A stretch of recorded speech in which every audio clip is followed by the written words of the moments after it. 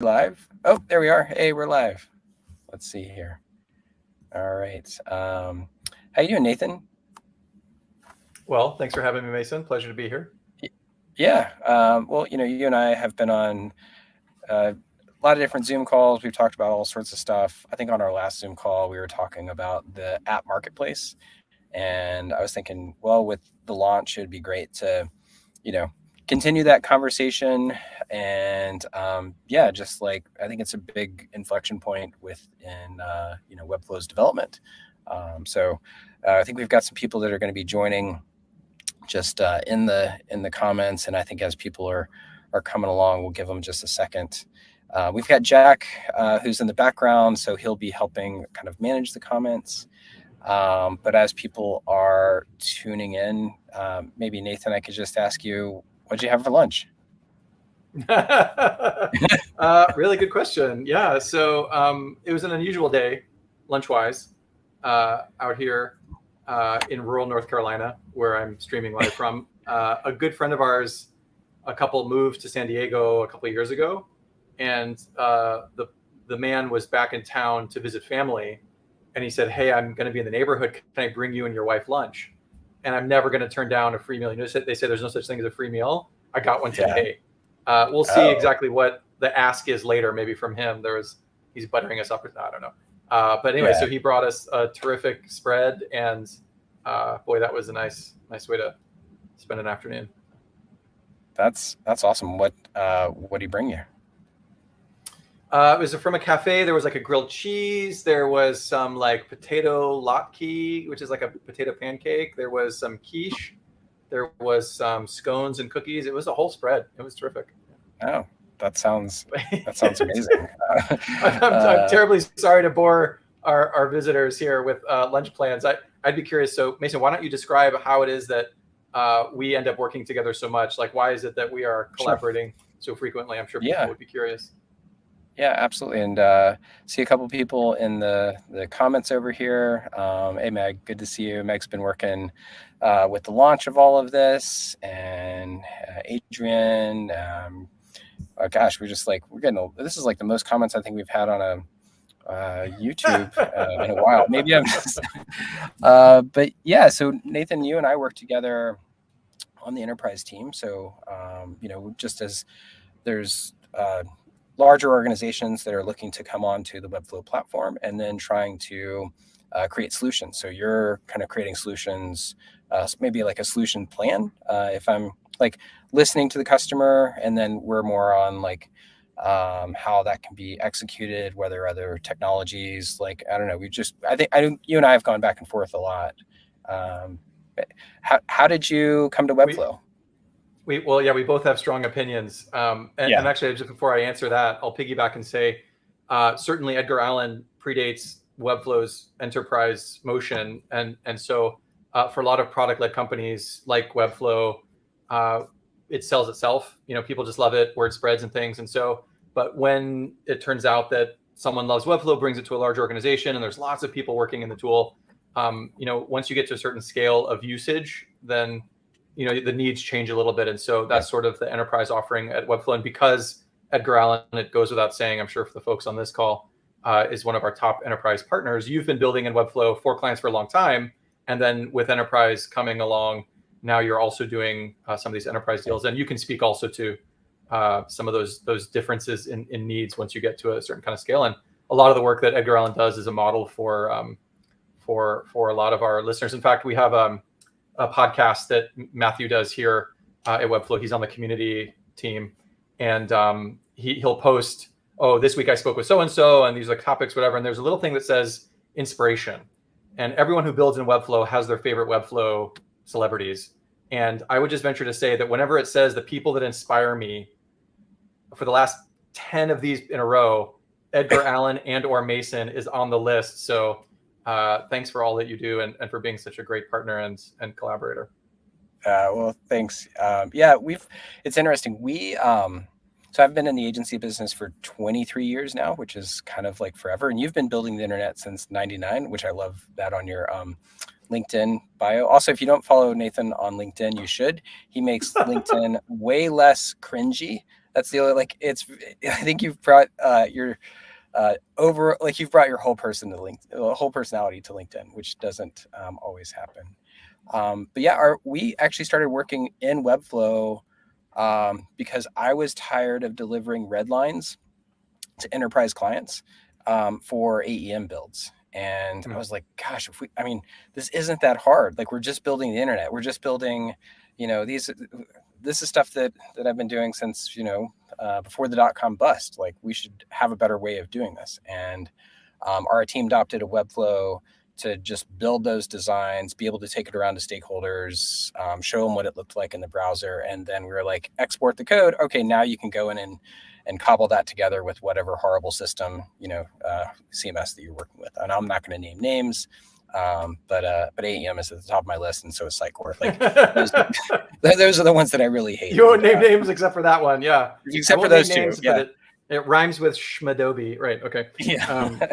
No, well, there's lots of tools out there, and of course, I myself was a longtime Webflow user and advocate before joining the company, so it's sort of a dream job for me is to help other people become unblocked. And so my role as a front-end developer on the enterprise sales team is, what are some of those specific needs? What are the ways that the workflows exist in these organizations now? And what will it mean once we translate to Webflow in terms of making their lives easier, faster, better, these kinds of things. And so it's a real delight to kind of show people all of these ways that you've been struggling. You don't have to struggle anymore. And so it's a real pleasure getting to kind of be a part of those transformations. But so I guess just to follow up that question, I was a longtime admirer, fan of the company, and saw there was an opening and didn't officially know what a solutions engineer was when I first applied, but the job description sounded like me, and so it worked out pretty well. But yeah, that's basically what do you do as a solutions engineer? It's a great title. so it's a lot of syllables for a very simple idea. So we have the salespeople who are extremely skilled, and they are people who have sold all kinds of SaaS products or physical products, and enterprise account executives that come from whatever background they come from, but are not necessarily very technically minded, like not web makers themselves, and or don't have like a strong Webflow product expertise. And so the SEs, the solutions engineers, are brought in as kind of like subject matter experts during the deal cycle to answer questions, technical questions, unblock, do actual product demonstrations. So it's like, here's how you can do all the things that you want to be doing. When they have questions about how do we do X, how do we do Y, how do we do Z in Webflow, we draw on our experience with other customers to be like, oh, this is typically like a best practice for organizations in terms of doing this. And so we sort of are there for the technical validation part, like, can Webflow do what we need it to do? And then, yes or no, and then we can move on to kind of other security issues or, legal kinds of things like that. Sure. But yeah, that's the role we play.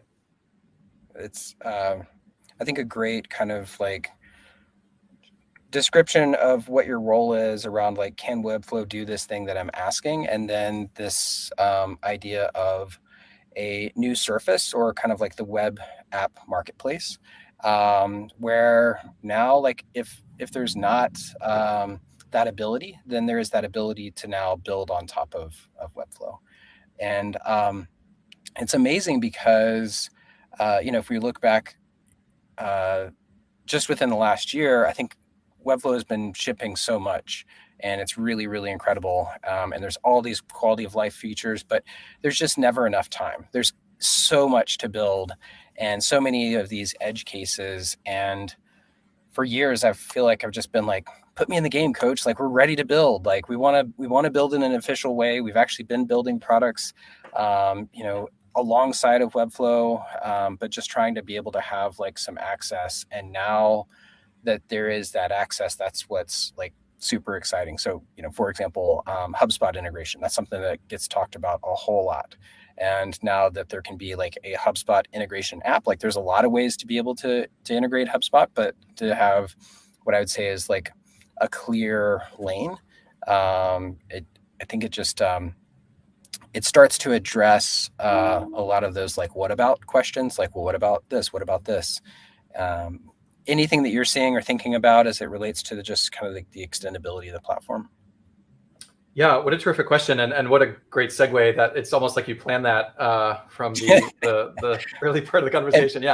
And for anyone that knows, like, was last night, and Nathan was like, "What are we talking about tomorrow?" And I was like, "We're talking about the App Store." And so Mason, you're not like, supposed to disclose okay, that. well, I just it's like we're buttoned up, but we're not like super buttoned up here.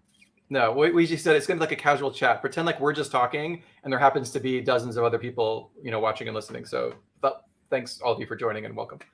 Yeah, no, it's to your point. A website like a I'll just use the word pro website for lack of a better word. Like, let's make a distinction between a brochure site or a presence site, like your business card on the web kind of thing, where it's like, oh, I'm a restaurant. I just need like hours and phone number and menu. Like, it never changes, or rarely changes. These kinds of things. Legal, like a law firm, those kinds of things. Like that's one kind of class, and Webflow has historically, been serving that need. There's a lot of people in that market that also go after that. But I think that where the rubber really meets the road, especially for us as service providers, so like implementers of the software on behalf of clients, we need tools that can help center the website in the larger ecosystem of tools that need to be used. And so for a lot of our customers, your website is not just a brochure site, it's a lead generating tool, it's a brand awareness tool, it's an editorial driven tool, and so you obviously need to have the flexibility to do the kinds of publishing you want to do, which is words and pictures on a screen. But beyond that, the constellation of things that support that central kind of effort are things like HubSpot. So you've got your marketing automation. And when I talk with enterprise customers, it's like, well, here's my list of dependencies. And you've got a CRM like Salesforce, you've got HubSpot, marketing automation, you've got segmented analytics with segment.com, you've got Hotjar for heat maps, you've got e-commerce, you've got mail newsletters, you've got, just the list goes on and on and on.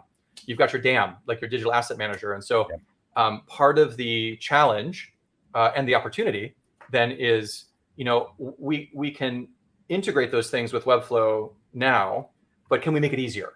Can we kind of expose an opportunity for our collaborators to kind of deliver those experiences at a higher, more polished level? And so HubSpot's a really good example. So very pleased with the launch. The team has been working really hard and just exceptional all around. But the initial launch was, and forgive me, the numbers exactly don't hold me, it's like 20 initial launch partners, and it's just growing much faster. But HubSpot is one of the premier launch ones, and we worked very closely with the HubSpot team. They were super excited, very thrilled to be featured in this way. And previously, HubSpot would basically be like, I can iframe in a form, or I can include some JavaScript at the bottom of the page, and it's fine. It's like a lot of times customers ask me, how do I do this with Webflow? Well, the short answer is, you however you would do it not with Webflow is how you'll do it with Webflow, because it's just HTML and CSS. But the fact that this new, and to use your word that I love, this new surface that has been exposed now allows developers to integrate these other tools more tightly than they've been able to do before. And that results in a better experience for the customer, the company, the people actually building it. And so that's sort of the new frontier that we're looking at, and really thrilling. Yeah. I think for us as a business, what we've looked at, and it's like Edgar Allan, like we're a 10-year-old agency. We've been working in services, but we actually didn't start to be a service-based company. Like that was always going to be the core, but the bigger picture was like, how can we go and build products that we can own, and how can we go in and be basically like let the services layer be an incubator to a product layer that can then be a stabilizing layer, and then that can create a virtuous cycle. I have this idea, like it's been coming together recently, around how, I don't know, Webflow with this launch of the app marketplace, like, yes, we've launched Slater. I'll talk about that a little bit. I can talk about, on April 1st, I posted a tweet, which was like, hey, after 10 years of services, we're moving into product. That's always been the plan. But, I also just, it's a great, like anything you post on, April 1st, April Fools or whatever, to like, are they serious or are they not? And it's like, no, we're very, very serious. But I would say at the same time, like, we're not walking away from our services work. If anything, I feel like when I'm looking at products, like we're looking at kind of like a vertical integration of product and service. And I think especially with the launch, like with all of these AI tools, what I see is that and Webflow has been like this for a while, but like we all of a sudden tools can provide like this exponential amount of power to users, but human ability only grows incrementally. And so for customer adoption, you have what I'd say is this opportunity gap, which means that for um, all of a sudden you have these like you've had superpowers with Webflow for a while now. How to be able to have like enablement with those to be able to get to the end goal, which is not to build a website, as you were saying, but to build a set of marketing tools. And so for that company, like we're actually configuring a set of marketing tools. And it's, I think, just so exciting to see all of these groups that are building so much around the platform. Everything from like, Nelson's launched Hyophilia, FinSuite's been just doing this forever. Like everything that they've launched. Like I think they actually kind of hacked the browser early on, and we won't say, that should not be in, like, I know that's not officially endorsed, but I think it at least set a horizon line for maybe what was going to be possible. And but starting to see almost like, we've talked, Webflow a lot has talked about like the democratization of the web, and for a while that's thought about as like a democratization of actually building for the web. But something that I've been getting excited about is like a democratization for how to build companies that build on the web. Because for a long time, the only way to really start, like to have a startup, was to go and get VC funding. And now it's almost like within the services layer that we all do, that we can, we can work, do client work, and then find a gap within that client work, and then start to build a product around that, and then still and be on our own treadmill. Like that's for Edgar Allen, like what we want to be is like, we want to build an exceptional team. We want to do exceptional work, but we don't want to have the necessarily like pressure of like, oh, we've got to exit in 5 years, right? Or we've got to 10x. I love having a lifestyle business. I've got a great lifestyle, like no lie. But I think it's opened up a lot with just, I think, different ways of looking at building the web. And also, man, we've got a ton of questions and activity here in the comments. So Dylan, Adrian, let's see, I saw it was Keith is in here, just like so many people, so many great conversations. Jack, who's in the background, maybe you can go in and we'll talk about this just a little bit more. And then if we wanted to address, maybe here's one from Dylan. Question about WebflowApps: will it be like WordPress where anyone can upload a plugin, or will it be more comparable to like the Apple App Store, where the apps must be kind of abide strict policies? So I'm going to be respectful of your kind of relationship with Webflow, Nathan, but you can keep me honest. And our experience within the App Store is that there are guidelines, there's approvals.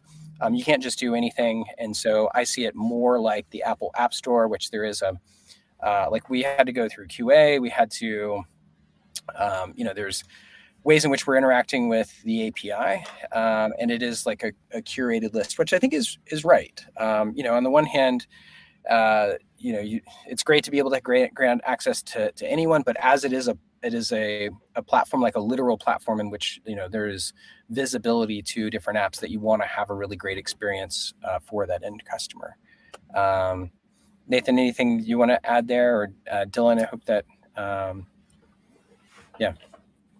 Yeah, I can maybe just a little bit of color. So I think if you had to find an analogy, the closer analogy would be iOS versus Android. And I'll just describe the way that it is now. So to be in the Webflow app marketplace, you'll submit it, and it is reviewed by Webflow team member before, if it's published. There and there are some. And I'm not totally clear. Like the best thing to do would be to talk with the DevRel team inside the forum, because we have a new tab now in the forum, and you can ask all these kinds of questions and get like answers directly from the DevRel team. And so I won't speak for them or for Webflow in general, but just my understanding is that it's going to be vetted before approved, and that's for all the reasons that you'd want to make sure it's high quality, it's written well, it's useful, it's not malicious, these kinds of things. And what's nice, though, is that because of that model, because of that approach, there's some advantages that kind of iOS model versus, let's just say, the Android model. Again, pros and cons, both valuable for different reasons. We can have that philosophical conversation later. Yeah. But in our case, one of the advantages, or one of the approaches I think that it will be useful and valuable to our users is, like in other contexts and other kinds of platforms that have plugins, it's sort of up to the user to update those plugins in the same way that it might be up to the user to update the main platform, the main software. Well, Webflow is, of course, always updated automatically, invisibly in the background. There's no downtime. It's just every time you log into Webflow, it's the newest version of Webflow. You get all the features, and same thing with the plugins. We call them apps because it's more of that model. I think that said, you can look in the developer documents and see that anybody can build one. So like you can build one for yourself to do anything you want, and you could potentially share it.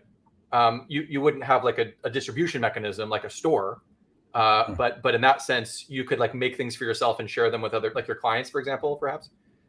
So in that respect, there's no like formal mechanism for distributing it, but there are ways.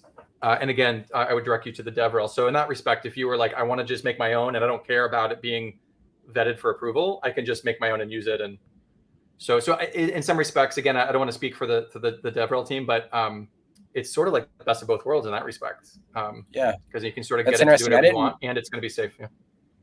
Yeah, I didn't realize that. Let's say if you're working with a client and they had something that they wanted to have is maybe it's like a proprietary configuration or things along those lines, you can actually build that in the app framework on that surface layer, but then using only APIs, distribute it to.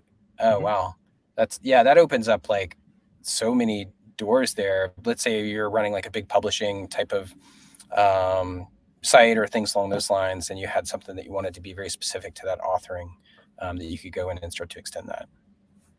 Yeah, and it's not something that is sort of like formally discussed from like a comms perspective, but we're always improving, like the API updates that just came out, the huge updates that we can talk about. We're like a necessary foundation to do this app work, but it really still is just the beginning. Like it's never just like set it and forget it, our APIs are done. There's still plenty of room for growth. But I think the other advantage too that I'll mention for like this particular approach is, we mentioned the updating part and the vetting for high quality, but also it's in a separate runtime. So when you're using a Webflow app, it's not kind of like running on the same instance. So if that were ever to crash or do something, it would never like take down your whole site. And if you've worked in other platforms, other ecosystems, you know that there's some times where I update a plugin and it takes the whole system down because they're like very tightly meshed. So that kind of long-term experience is more advantageous, I think. That's really wild. I didn't realize it worked in a separate runtime. Probably Jared knows that, who's, it's like I'm on the sales team. So like I know enough to be dangerous. And Dylan, you're also asking, will we ever be able to make apps that change the designer UI? I don't know specifically, but I know that like I love there's the table component that recently came out, and I imagine like, looking at ways to start to like layer on top of that UI. And so that's probably a better question for Jared. Nathan, I don't know if you know anything specifically that's already launched or live that I'm kind of glossing over there. Yeah, meaning, do you want Jared to chime in, or do you want me to? No. I like we'll have to have Jared answer that separately later. But I didn't know if you know of anything where you can impact you couldn't go like today, for example, create like a zebra stripe skin for your Webflow designer. Like you remember like Winamp, and they had all the skins. Oh, sure. Oh, yeah. For anyone kind of old school internet, AOL 1999 type of thing. What was that audio clip when you opened it up? Something about, I forget. There's always this one like guy speaking anytime you open up Winamp or something like that. As soon as you open it up, but yes, very very fond of the Winamp days. So nothing like that exists. For better for worse, the UI is kind of delivered. I will say though that just to be clear, that of the APIs that were just launched, and it was we now have a Forms API, a custom code API, an updated Pages API, and an Assets API. In addition to that, those are all kind of like backend kind of things, like exchanging information, passing data, communicating with other servers. But a fifth API that was also launched is the Designer Extensions API. And so this was a way to kind of formalize or sanction some of the kind of third-party tools that developers were doing that you could install like as Google Chrome extensions, that kind of thing. And it wouldn't necessarily like change the UI, but it does allow you to act on the canvas in certain ways. And so some of those that we're seeing, like, so for example, one that is both a third part, like a connection to a data source, and that acts on the designer canvas with the Unsplash app that just came out. And of course, if you're looking for assets, you're going to probably go to Unsplash, find something. Well, the fact that you can just load that extension or that new app, and then you load it in the browser window, so you're able to surface information from another data source, in this case Unsplash, and you're actually able to drag that onto the canvas and use it as an image right there. And so that's sort of like you're like interfacing with the tool directly from like a front end perspective, whereas historically apps are more kind of like, back end stuff. So I would say, that if you're curious about that and you really want to see what you can do, then again, talk with our developer relations team and look up that new Designer Extensions API on our developers.webflow.com website, because I think that's like, we've only scratched the surface of that. You can talk, I think, maybe how Slater works with that as well. And then I can also just say the FinSuite table, another good example of interacting directly on the canvas using that new Designer Extension API is a good example. Yeah. With Slater, one of the great things is that we can do a code injection directly into Webflow. So there's two ways in which you can add code from Slater into Webflow. One is go and grab, kind of copy and paste the code link into Webflow. And then the other is like, once you pair a Webflow project with a Slater project, then like automatically that code gets kind of like injected into Webflow on publish. One of the things that's not there is, and I don't believe it's going to be there for a little while, it's a hot swap. So with Slater today, you can go in and take that code and like copy and paste and put it in there, publish once, and then just work in Slater and like do everything you want to do from a JavaScript perspective without having to go through a full publish cycle within Webflow. And I think that's a really great workflow, but with the code injection, that code actually only goes out once you do a full publish from Webflow. So it's like and I think it really speaks to two different scenarios. Like, hey, if you just have to go in and like you're adding maybe like, I don't know, Google tracking, or like you just have a set of scripts that, and we're going to be launching the library. So if you have a set of scripts that you are just using all the time, like you can go and add those. And then when you're ready for that final and full publish, like you don't have to copy or paste anything. It's a very smooth transition. I think if you're working on something that's more iterative, then that's where, because we were really hoping that there'd be the linking and the hot swap, but that hot swap only happens on publishing. But you can go and still link, have that page open, and then just kind of like fiddle to your heart's content until like maybe you get that script right without having to go back through a full publish cycle. So anyway, that's super detailed and nerdy, but. Well, so I think that's good. What I think might be valuable, and this was interesting for me when we'd spoken earlier, was I'd be curious to hear from you specifically what problem Slater aims to solve, like what itch that you were scratching internally and again, like our Webflow community members who are developing in Webflow are finding like, oh, I wish that this existed or this existed. And so it's not unusual to then kind of create a solution with the new apps marketplace. It's sort of a way to formalize that and like spread it to other people and get some more exposure. But I'm curious, number one, what did you create Slater for? Like what particular thing were you hoping to solve in terms of like your workflow process with Webflow? And then number two, what that process was like in terms of getting this separate tool then brought into like how easy, how hard, what challenges? Because I think there's probably some folks on the call that are thinking like, I might want to try my hand at developing an app, like what that experience was like and kind of how that went. What would you say? Yeah. So a bit of background is, as I said, like we built Edgar Allan to build products. We've been building products for the last 4 years. Slater is our first, what I'd say is like public product, and where we've had a lot of traction. We've made the mistake of building a product internally and then not releasing it to the world, and then finding out that like the a larger customer base that it isn't going to work with. And with Slater was actually the opposite, where we built it internally and then released it while we were still like very uncomfortable with all of its bumps and bruises, which I think is like that's the right approach when we've built it with the community. Slater grew out of ultimately Letter Run. So last year we spent it. We were like, oh, let's really push what can be done with Webflow. Um, I love I love Webflow, and I love the ability to have like as a designer to work within a design tool. At the same time, I come from Flash development, where you could have very technical people and like very non-technical people working in the same environment. And with Letter Run, I was like, I want to recreate that. Like, how can we go in and not just try to have developers, like traditional developers, learn how to work with the visual editor, but how can we go and have like kind of like we as a company, we try to work from what I'd say is like a strength-based type of approach, which means like what's your strength. So if you're really good at writing code, like that's what you should be doing. Or if you're really good at kerning type, like that's what you should do. And we were able to do it. We had just like people that never touched the Webflow interface, building very complicated 3JS world spinning around type of stuff, and then people that like all they did is work in Webflow, and they kerned the type on the menu and the pop-ups, and like how like the intro would happen and all this type of stuff.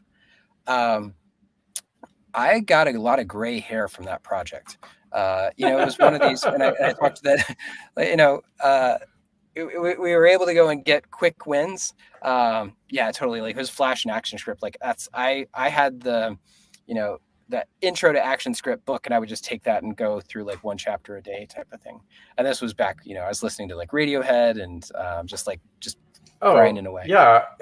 I did the same thing at a Borders that was nearby my house, and I was totally too broke to have a car, so I rode my bike to the Borders, and you could actually just read the Flash books in the Borders without having to buy it. Yep. So I would go in, read a chapter, go home, come back, read a chapter, because I couldn't afford a book. Come on. Yeah. But anyway, so I had that kind of that working scenario in mind, and then like gosh, it was just miserable. Like trying to go in and have because you've got to have a coding environment, you've got to have a staging environment, a production environment. You're pushing stuff around, and it was just really, really cumbersome. And at the same time, we do a lot of projects, and like Webflow is great, but I actually campaigned. For anyone that would listen, I was like, I am not a fan of Visual Logic as it relates to Webflow, and also I think memberships should not be something that Webflow focuses on, and that should be a surface that gets built so that other companies could come into the space. I don't know if they actually listen to me, but I am noisy. But back to the story here is that we just built a tool to be able to solve that problem around how we could build technical and how we could bring technical and non-technical teams into one environment, and then be able to manage all the different little code snippets that would be out there. Because that's the other thing, is like managing code inside of Webflow today is miserable. Like you can go and have one little component here that has some code in it, and maybe you have some code that's on a page, and like good luck finding anything. Good luck going in and debugging something. Good luck just like there's no way to look at documentation. Like you just can't go and open up a Webflow file and have like a README for like, oh, well, this goes here and this goes here. So we wanted to have like that kind of traditional like approach where you could have everything in one place and then be able to manage that through one code snippet. We started building that. Jared built the first prototype within a couple weeks. And then all of a sudden, like, the world kind of woke up to AI, and we're like, oh my gosh, we can start to prompt a lot of our JavaScript. And so then we added that prompting layer into Slater, which wasn't called Slater at the time. It was just called like Jared's project. And then started to see how, really like, I mean, our thesis is kind of trying to bring like no code to no code, both like building a bridge between like those that are working visually and those that are like traditional developers, and how they can come together. And we've got some great updates that we're working on right now. The two that I'm very excited about that I'll preview is, one is called Notebook. So Notebook is just where, instead of having your code and having your prompting layer, you'll have a tab where that code will be kind of behind the scenes, but you can just go in and write out almost the comments of what you would want to happen, and then do like prompt, and then it automatically is creating that code behind the scenes, so you don't even have to like drag it over. It's just there. And the second is called tables. So basically it's a table view, so you could go and look at your variables from your JavaScript and your variables from Webflow, and then start to match those up. So if you have a slider that you use all the time, drag that out from the library and be able to say like, oh, here's my left arrow, my right arrow, my back, here's where my slides are going to go, and then just connect those to Webflow. So it's either a visual element or a collection element. But that's all stuff that kind of came out of, again, internal projects, like how we're working. And then now, we started working on this back in December. I didn't know the App Store was really going to be coming out. Like, it really wasn't like, it's amazing to go back in and look at like, what are the things that everyone was really excited about at WebflowConf last year. And it just shows you how quickly things change, or like what was really talked about. DevRail or DevLink is also one that like we've been digging into. I see like huge opportunities, especially on the enterprise space for that. And we've got a couple different projects in which we're talking about helping like 100+ teams adopt that. So that's one to keep an eye on. But just looking back now at like the app's surface layer, such a huge like inflection point to now being able to add like all of these things that I think would have taken way longer if it was just being built internally. So anyway, that's the long story around like how we kind of like came to this, but it was to scratch our own itch. And then now again, it's helping us with like learning how to be a product shop. Like, I don't, like, you hear all this stuff, like fancy stuff, like go to market and like what's your cost of acquisition, cost of customer acquisition, CAC, and all of this stuff, which like I know about by working with SaaS-based companies, but we haven't really lived it. So that's what's really exciting. That's I think the maybe the canonical example of a services company that shifts to products would probably be 37 Signals. So if you're familiar with this crew, they were a web dev shop way back in the day, very successful blog, wrote a couple of books, and then in a similar way was struggling with managing their client work, in terms of notes and files and emails. And so originally Basecamp was created just to scratch their own itch and to use that tool to make their client work that much more successful. And of course, the rest is history. They became a company, released a couple of their products, but ultimately kind of just standardized on Basecamp. But that's the dream, I guess, right? It's like if you're a services company, it's feast or famine. You're always hustling to get that deal. And if you have product revenue, it's that kind of consistent recurring monthly. And like you said, there's a virtuous cycle there where maybe the products that you release become sufficiently popular that then your services business picks up and vice versa and stuff. So it's nice to diversify your portfolio a little bit. I think if you're a pure services company, and there's plenty that do that really well.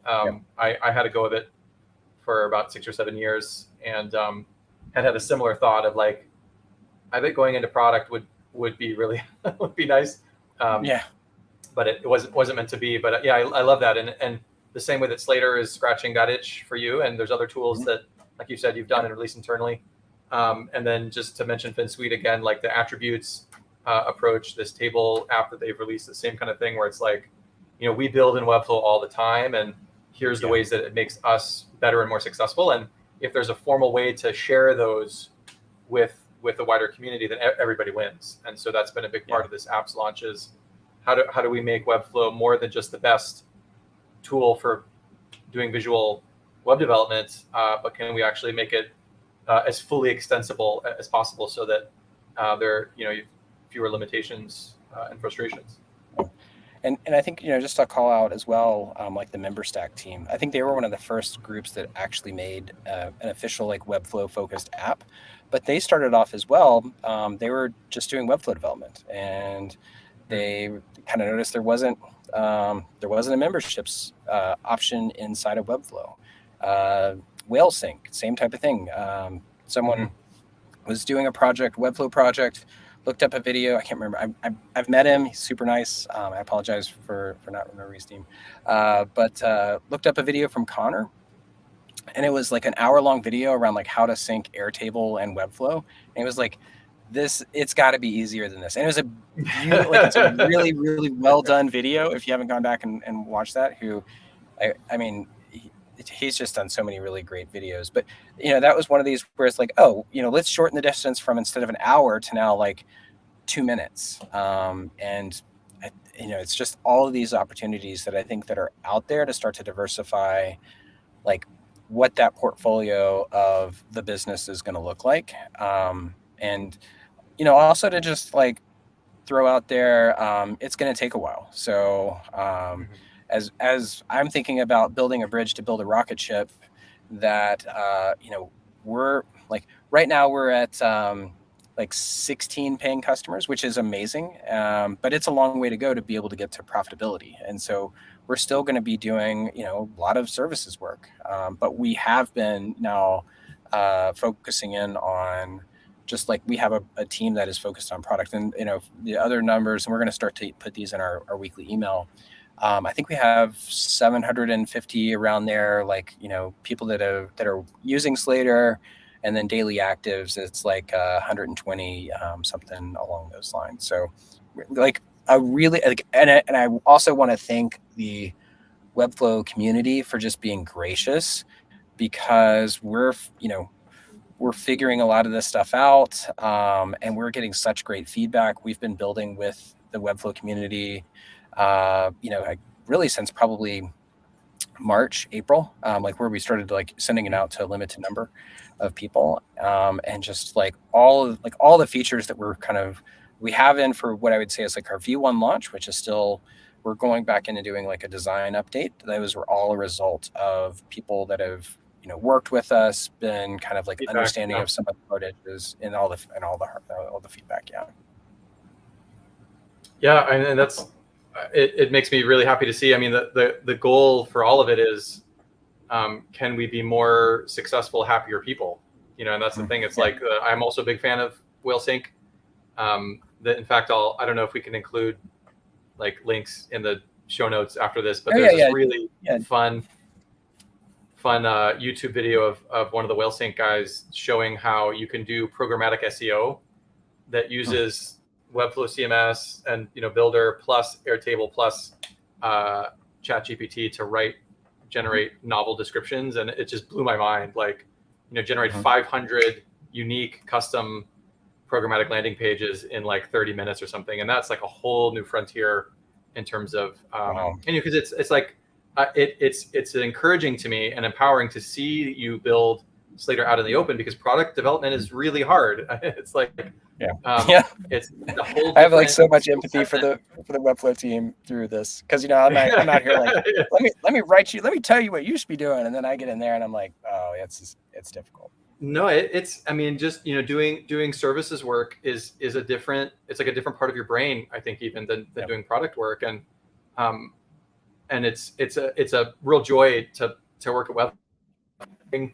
I go into, I am the dumbest person in the room. I mean, there's some smart people who are so good at what they do, and it's been really a pleasure to kind of watch up close. But it's one thing to develop a product that's really great, that like works. Like that's the hardest thing is, make something people want and get them to pay for it is the other thing. So even if your app is really good and your product is like solving a real problem and scratching a real itch, like getting it out into the world is then a different skill set in terms of like, yes, you're great at doing product design and development, but like you said, that go-to-market strategy is like, how do I get it in front of people? How do I show them how it works? How do I price and package it effectively? How do I continue? It's not like an exam that you pass. It's a garden that you weed. Like you're continually having to revisit, are we getting in front of people, and I have to do the same tutorial 5 times, and you're writing blog posts and stuff. So that's it's like I said, it's encouraging to see you go through this like in a very public way,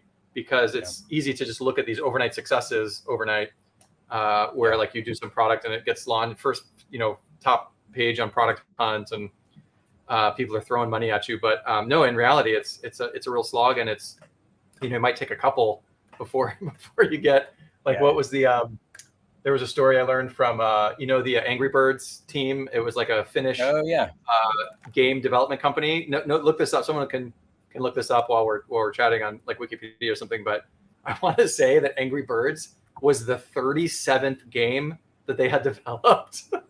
Like, of course, it became this like world devouring phenomenon, and cartoons and plush toys, and but can you imagine like that 29th game that you release and like no reaction, 30th, like. So to me, that's a very like, keep at it. You never know what's gonna happen. Well, and probably for a separate conversation, I'd love to go through some of our editing room floor things that just hadn't made it. Cool. There's a product that we started on 4 years ago called Marina. This was a contracting and estimating tool. Beautiful, really, really solid product. What we found was one, like, we building up, I think, so for once you get into services, one of the things that kind of comes apparent is like it's not a creative business, it's a contract and numbers business, but most people don't understand the contracts and numbers, and it's an inflection point that you have to get over. And it's like something that we needed, and I think it's still something that's needed out there in the marketplace, but having like meeting customers where they are, it's like if you're too early, it's like you're still wrong. And so we were still too early there in terms of like, I think building a product that, it's like, okay, we have an audience within the Webflow community. What can people start to use today? And people weren't ready for that.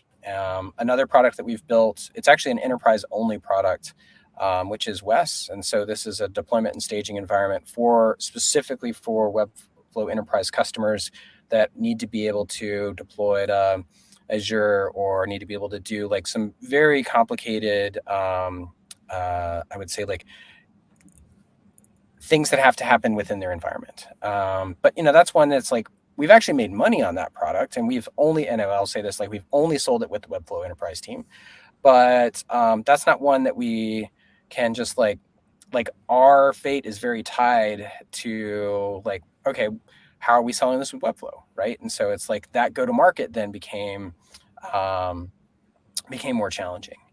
And then we actually, outside of West, then we built another one called Matt. So Matt's a migration automation tool. But then the migration automations, like it was just, we got really bogged down in like all the stuff that had to happen there. And anyway, but like now with Slater, like we've been able to have something that was just complicated enough that we could build with an audience. Something that we actually had a debate on at the beginning of this year is like, do we hire a product manager or do we hire a marketer? And so we actually made the call. Yeah. So we actually made the call to hire a marketer. So that's where Jack Redley came in. And, I was like, it doesn't matter how good our product is if no one knows about it, and if we're not building it so tightly with the community.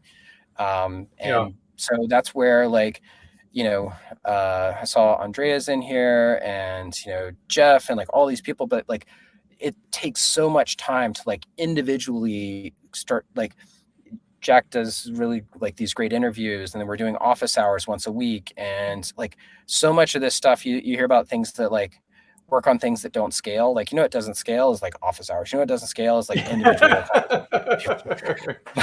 But like those have been the conversations where we've learned the most. And I think we've been able to build kind of like goodwill. And so just like as people are thinking about, creating and launching, and just like what is that inflection point of like how to start to break that out into market.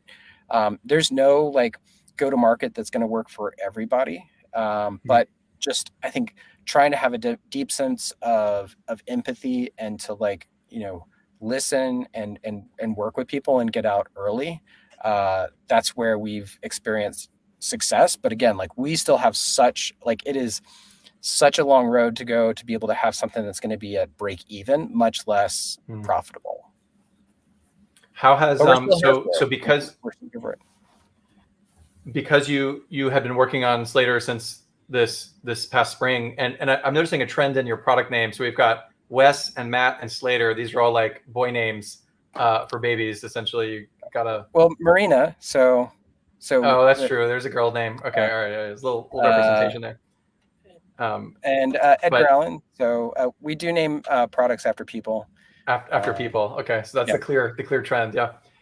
So you launched this product. You're working on it. You're trying to get product market fit. You're looking for the right go-to-market strategy. You hired a marketer to develop it. You're doing things that don't scale, which for the folks on the call, that's a reference to Paul Graham, the venture capitalist and founder of Y Combinator. His advice was when you're just getting started with a product, do things that don't scale. And the canonical example is I think the Wufoo team, they were a form builder. Every new person that signed up, they would write a handwritten card and mail it to them, which is a lovely touch and builds you loyalty, but that's not going to scale very long. But so let me ask you then, so the process of then taking this app, how has then using the Webflow app marketplace helped you in that? Like, what was the process like, first of all, to get it registered and published? And then secondly, what impact has that had in terms of exposure or in kind of like your own go-to-market strategy?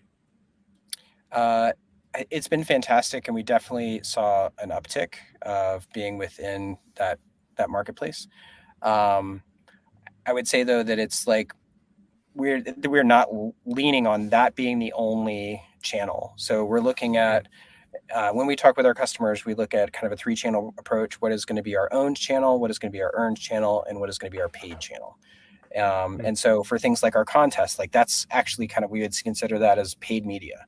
Because we're paying, we're trying to engage with people in a way. It's also a little bit of earned, but on owned, like that's our website, and within the app marketplace, it's kind of like I would say earned a bit. Being in the Webflow marketplace in a lot of different, it's like we have our agency profile. We work within the enterprise team, like now on the app marketplace.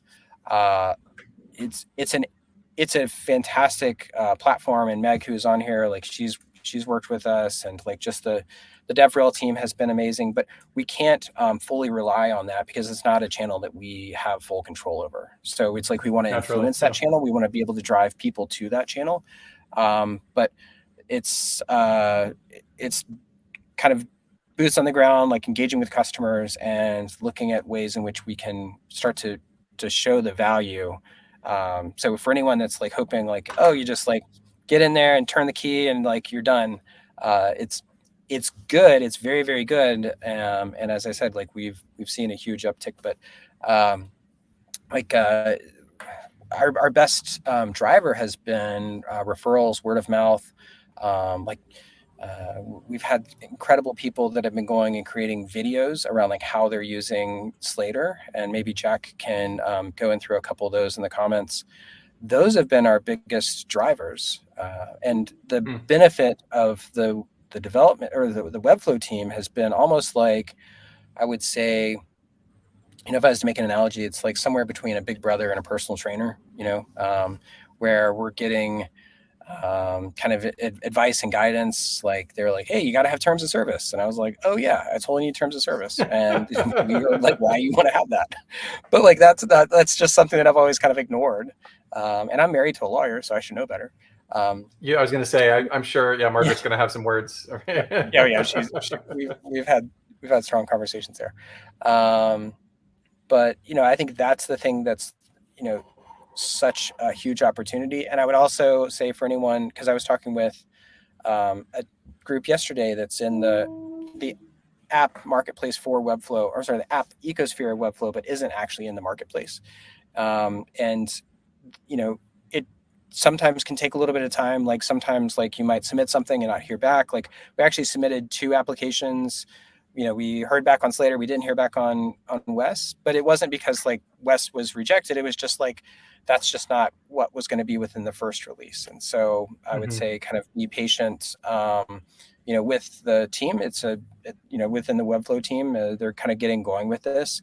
There's lots of things that they're also going to be learning. And so as we're trying to ask our customers to be patient with us, I think for us to be patient with that team, who's, they've got a lot that, now they have like, 100 people that they're trying to go in and like kind of manage through. And, that'll take a little bit of time to just operationalize.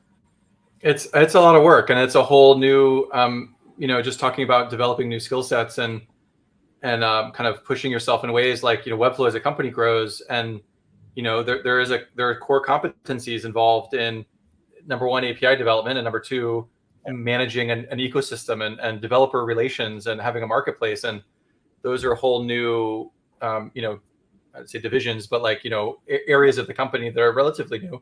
And the team are doing such an amazing job, but it's like, we're just getting started, and there's going to be lots to learn. Yeah. It's crawl, walk, run kind of thing. And I, obviously can't speak to any kind of, like roadmap or future plans, but I can say that we are actively and aggressively courting, developers, be like, hey, please come and develop for the platform, and try to unblock them and help educate them and kind of do some things too. And so I think it's just the very beginning. It's early days still, and I'm excited to see what people create with the tools. And again, just to use that iPhone analogy from the outset, it's like, the iPhone by itself is great. Like, and I was there day one, June 2007, in line. I paid that full price, and then people complained, and I got like $150 credit to the Apple Store that I used to buy some headphones. But it's like I didn't need an app store. Like, it was just so good by itself. Of course, the phone is that much more useful with an app store kind of ecosystem. So as valuable and as powerful and as groundbreaking as Webflow is and has been, it's like, I am so excited to see what comes in the next 6 months, the next year, all of these itches to be scratched. I just saw a comment, Adrian said, I wanted to rebuild an old Flash game in Slater, but haven't had the time. Adrian, I'm rooting for you. I would love to see there's all these old Flash games that used to exist, and you could go and play them, and they're lost to the dustbin of history. And how cool would it be if we could sort of like resurrect some of those? And to your point about sort of like marrying the Flash community or traditional developer community with the no code and like creating these bridges. And I think Slater is an excellent step, towards that goal. Yeah. Thank you. As I said, we're learning a lot, and it's been amazing to just kind of be a part of this launch. I do want to take just a couple minutes. Is there questions that anyone has before we sign out here? And I know, Nathan, you're probably going to be popping to your next, who knows what, call. But thanks for joining in. Any last questions in here? Give everyone a second. And Nathan, to what you were just talking about there, the thing that I would probably kind of add to that comment is it's a totally new way for, I think, Webflow to work. And for a long time, I felt, I'm like, put me in the game, coach. Like, and I'm ready to build. Like, I see opportunities here. And there wasn't that opportunity for a while. Now there is that opportunity. It's going to be, a change around just like how the company is operating, like who we're working with, who we're collaborating with. And back to the iPhone analogy, is people want to think about like what's next. If you look at Apple's stock price over the last 20 years, it was like flat. Should have bought some. I should not have bought that monitor. You and me both. Yeah. And then like the iPhone comes out and you see an uptick. But what's really amazing is like when the App Store launched, like that's when it starts to go parabolic, because they were able to balance like that little bit of control, but all of a sudden like this wild amount of extensibility. And so that's my hope for Webflow as well, is like now that there is this surface and so many ways to build on top of the platform, that we're starting to see more and more of an uptick here. Well, and I'll say my grandma used to say, you can't force a rose to bloom. So, things happen when they happen, and we will all be the beneficiaries. I do have to run. I have a hard stop, but what a pleasure, Mason. Thanks for inviting me. I think this is the last super time fun. we get to chat, and I hope this was useful to the folks on the call. I hope you don't regret your last hour. But in any case, I've had a blast, and it's been a pleasure being with you. So thanks to all of you. And yeah, I might double my LinkedIn follower count to 12 after this. So that'd be great. So yeah, well, I'd love to do it again, Nathan. It's super fun. You always have really great insights and stuff. So, and for everyone who joined, this has been awesome. Thanks for all of the activity and questions and comments. So we'll talk more. Okay, thanks everybody. Pleasure. Bye everybody.